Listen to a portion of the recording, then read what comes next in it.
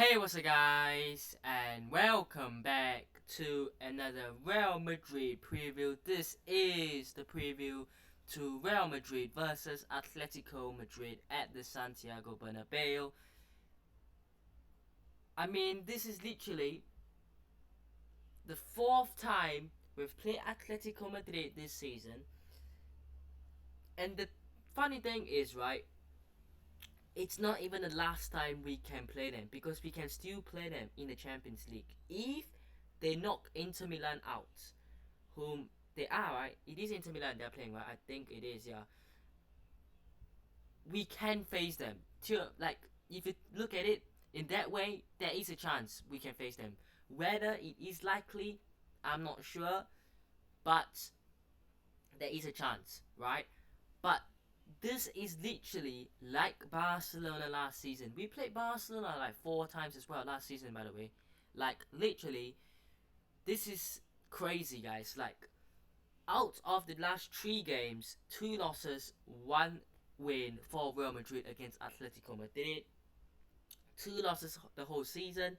Both came against Atletico Madrid in the Copa del Rey and earlier in September, I want to say, in the league as well. So this has to be the redemption. This has to be the I want to come in and I want to win. The players have to go out there and respond and say, we are going to come out here at home at the Santiago Bernabeu and we're going to go out there and we're going to show that we're up for this challenge and we're going to go out and win. The last time we played them in the Copa del Rey, everyone was physically not there, and parts of it was mentally, but mainly physically, not willing to make the runs, not willing to push and press and win the ball back, letting Atletico come at us. And even before that, when we did win against Atletico Madrid in the Supercopa, it wasn't an impressive win. We won literally with 5 minutes to go. Like, it wasn't impressive. And earlier on in September, that was probably the worst performance from Real Madrid this whole season, really. It was poor. And guess what I said in all 3 games, right? In the previews of these 3 games against Atletico, I said, don't let Atletico Madrid whip the ball or get the ball anywhere near the box, especially crosses, right? Because they have physical players, Morata, Griezmann, right? They are going to be up top.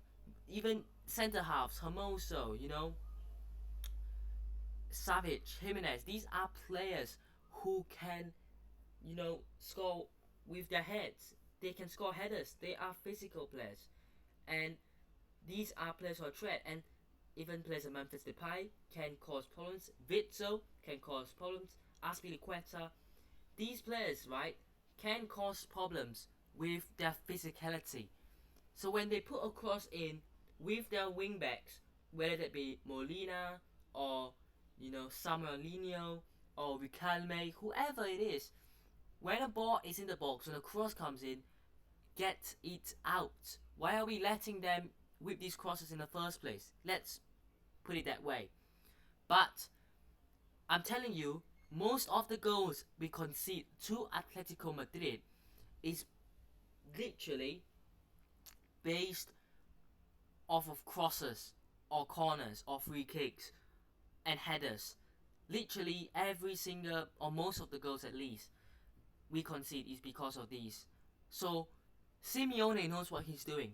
Diego Simeone, when he's setting the team up, when he's having his team talk, when he's training, he would be saying to his team, look, we're playing this way. This is the style of play. This is the way I want this team to play. This is the kind of system I want this team to play. Go out there and do it. And he won't change it, and he has not been changing it. Whether that be against Atletico, Real Madrid, or Barcelona, or Almeria, Atletico Madrid play the same way, and that is putting crosses in the box and hoping that they can score off a header. And it's down to how you defend, how you mark these players and crosses, and that is going to be very important. Let's talk about Atletico Madrid, third in La Liga at this point, joined with Barcelona, Now, last La Liga games, they have won their last 3 La Liga games. At home against Rayo Vallecano, at home against Valencia, away against Granada, and before that they lost away against Girona. But let's look at their home form, because their away form, sorry, because they lost away to Athletic Club Bilbao in December. They lost away to Barcelona. So this is a side that at home I wouldn't put it past them, but away, yeah, they did lose to Las Palmas away as well in November. So this is a side that at home you wouldn't put it past them to win, but away from home are vulnerable. And Real Madrid, right?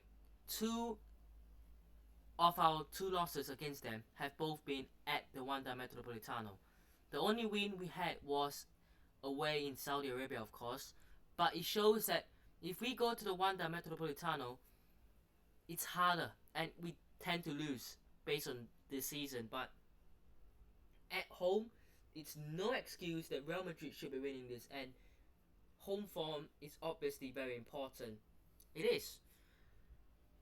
But some players that we have to go through again, Antoine Griezmann, I think I'll just be looking out for Griezmann because he creates and he scores.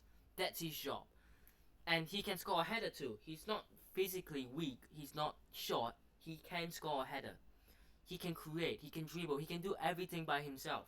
Morata, physically, probably the main target man.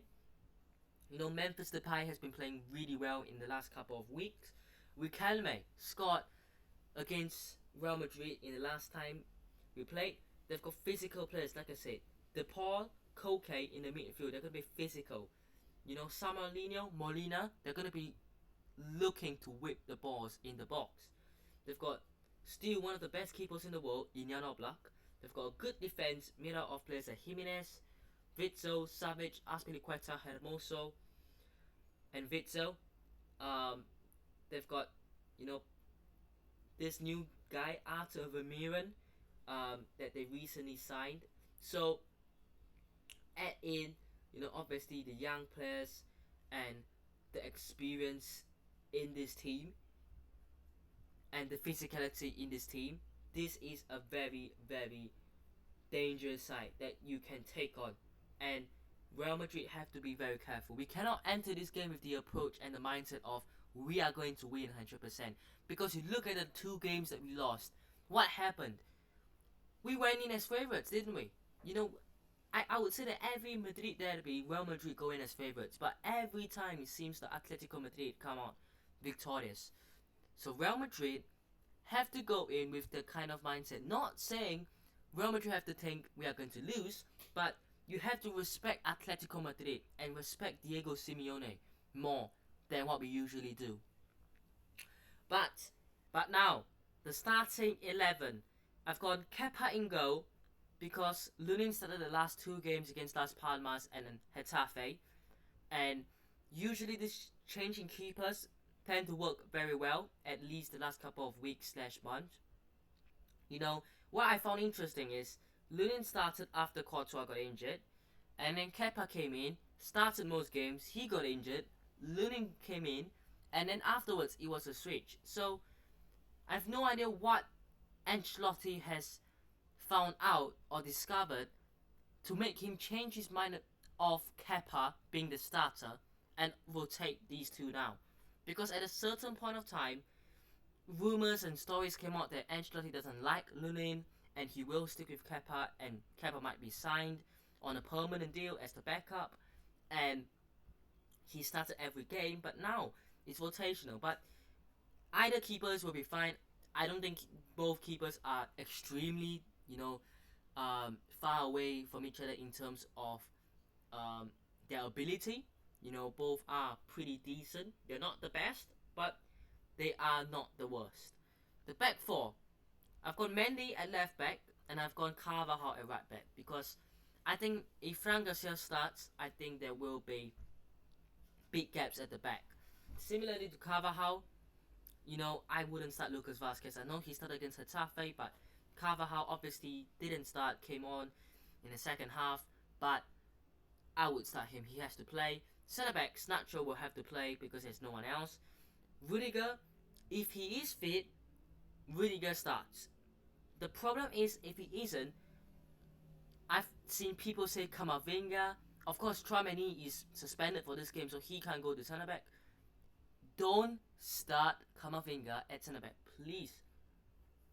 If Rudiger is not fit, there's two solutions.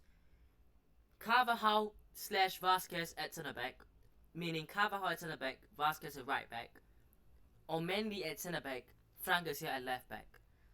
And I would prefer that. I would prefer, if Rudiger is not fit, Mendy goes to centre back and we bring Fran Garcia in because that's the only option. And Mendy has played centre back before. That's the only option. No Camavinga, no, drop this guy from midfield to centre back. Nah.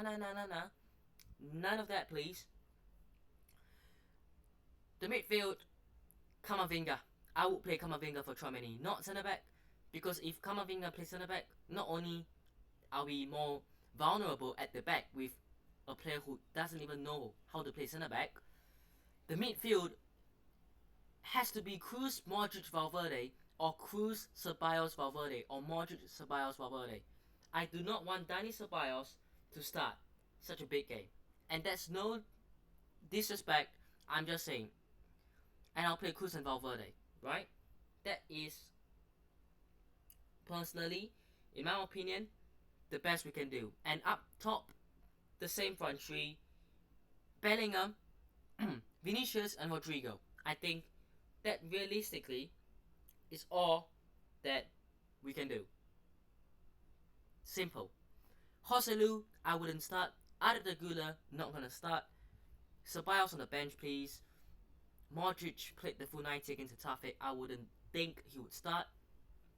If Rudiger is not fit, Mendy at centre back and Fran Garcia left back is the only option.